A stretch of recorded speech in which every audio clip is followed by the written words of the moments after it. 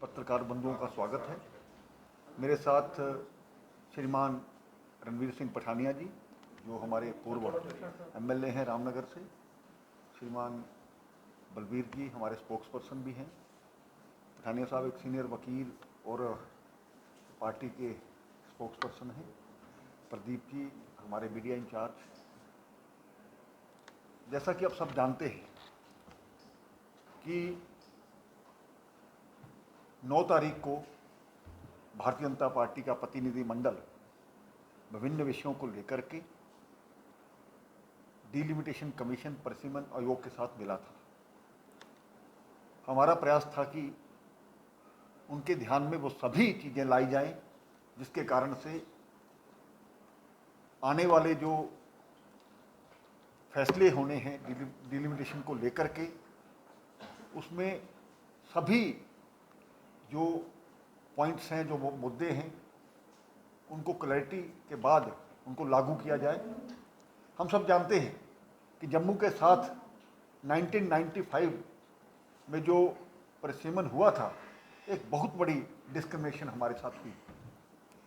2011 के सेंसस को आधार मान करके कल की जो प्रेस कॉन्फ्रेंस है उन्होंने कहा है, और भारतीय जनता पार्टी ने जिस प्रकार से एक बात कही थी, इसके अलावा भी टैरन को लेकर के, कम्युनिकेशन को लेकर के, असेसिबिलिटी को लेकर के, वोटर की जनसंख्या को लेकर के सभी को आधार माना जाए।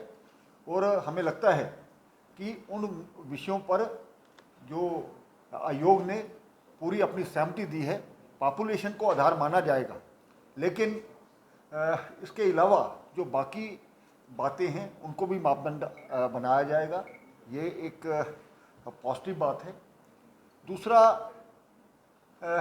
जो पाकिस्तान ऑक्युपाइड कश्मीर के लिए 24 सीटें हमारे यहाँ पर रिजर्व रखी गई थी, उसके बारे में जब अंदर आयोग से बात की गई थी, उन्होंने कहा था कि ये हमारे दायरे में नहीं आता है, लेकिन हम उसके बावजूद भारत सरकार से बात करेंगे कि इन चीज़ों को कंसिडर किया जाए। और 70 सालों में लगातार पीओके के हमारे जो रेफ्यूजीज़ हैं, उनको जिस प्रकार से अपनी बात रखने के लिए कोई ना कोई ऐसा प्लेटफॉर्म होना चाहिए।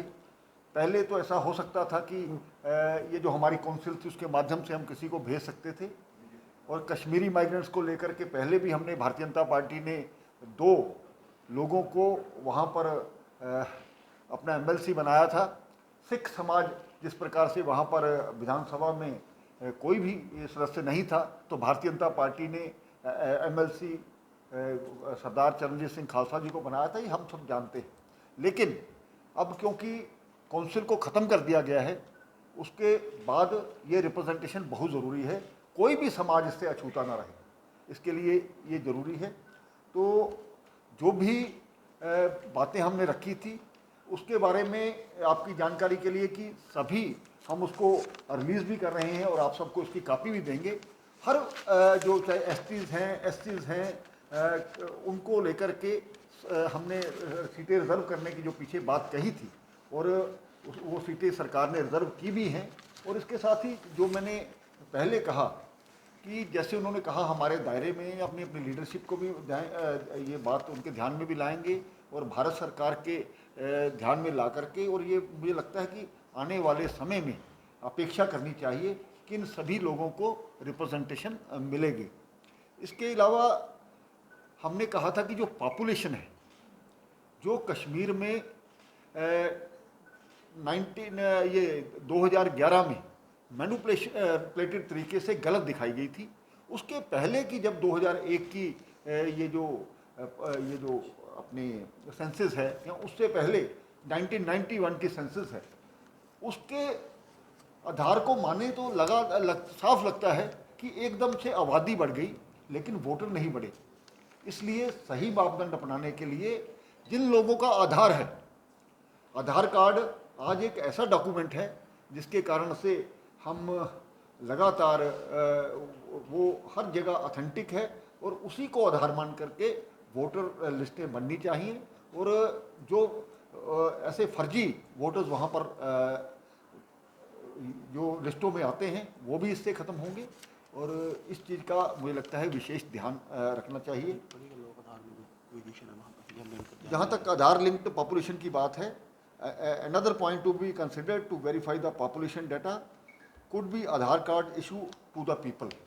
तो इसमें जो पीछे ये जो संख्या दे दस नहीं संख्या भी 2001 और 2011 की बात कही है, तो इसमें 3 रीजन जो अलग अलग हैं, JNK में कुल मिलाकर के 1,68,486 जो बर्थ हुए हैं, और 2011 में 2,74,000। परसेंटेज जिस प्रकार से बड़ी है वो हम अपने आप से अंदाज़ा लगा सकते हैं कि कहीं ना कहीं इसमें गलत तरीके से मैनिपुलेशन की गई है। जम्मू में पहले थी 79,305, उसके बाद एकदम ये 2011 में 94,640, लेकिन लद्दाख और कश्मीर की ये जम्मू की अपेक्षा में उसको बढ़ा करके दिखाया गया है। इसी तरह से 3 रीजन में जो टोटल बर्थ का शेयर है उसके बारे में भी इसके ये आपको जब कापी जारी की गई तो उसमें आप सारी जानकारी ले सकते हैं। उसके बारे में मैं अपने पठानिया जी से कहूँगा कि वो उसके बारे में अपनी बात करें। आप सबके ध्यान में ले आएँ कि कहीं ना कहीं एक परसेप्शन बनाने की कोशिश की जा रही है, जैसे माननीय गुप्ता जी ने कहा कि सिर्फ जनगणना, लेकिन कल कमीशन ने भी इसे अफर्म किया है, ये हमने ही को हमारे कहने पे कंफर्म किया है, ये कानूनी पोजीशन है। This is what RPA says, this is what delimitation act says. Geographical compactness, areas of communication और टेरेन टोपोग्राफी और एंड लाइक कंसिडरेशंस, बाकी कंसिडरेशंस भी पॉपुलेशन के अलावा अंडर जिसे कह रहे हैं कंसिडरेशन में रहेंगे जब डिलिमिटेशन का फाइनल रिपोर्ट आएगा। अब जो 2011 सेंसस है, सिर्फ कहने से नहीं, सिर्फ बोलने से नहीं, तथ्यों से नहीं कि वो फ्रॉड है, हमने कहा कि उसकी क्रेडिबिलिटी अंडर डाउट है। It needs to be relied, ये इसमें कोई डिस्प्यूटेड क्वेश्चन नहीं है। 2011 सेंसस ही उसका मापदंड रही, लेकिन सिर्फ उसी पे रिलाय करना या मेनली उस पर फोकस करना। और जैसे माननीय कविंदर जी ने कहा कि हमने आंकड़े इसमें प्रसारित किए हैं, जैसे पेज 2 अभी आपको इसमें मिलेगा कि सबसे पहले पॉपुलेशन की इंक्रीज़ की बात करें तो पॉपुलेशन का वेरिएंस आप बताएं कि जम्मू ज़िला की अगर बात करें तो 98%, लेकिन कुपवाड़ा की बात करें तो 130%। अब सेम इज़ द केस, आप अगर बाकी ज़िलों को इससे कंपेयर करें, इसमें हमने बिल्कुल कुपवाड़ा, बीरवा, जम्मू, डूरू 2021 में 2021 का 2011 का वेरियंस, 2001 का वेरियंस, 1981 का वेरियंस, ये पूरा हमने डिटेल करके तीनों सेंसस का बना के आपको डिटेल बना के दी है। दूसरा, जैसे आधार कार्ड, जो देखिए जो फैक्ट रिमेन्स की एक विशेष खित्ते में, नाम लेने से भी हमें को परहेज़ नहीं कि कश्मीर खित्ते में नॉन वोटर्स ज़्यादा हैं उनके पॉपुलेशन गणना में, जिस वजह से पॉपुलेशन गणना में हमने क्या है वहाँ पर लूप होल है।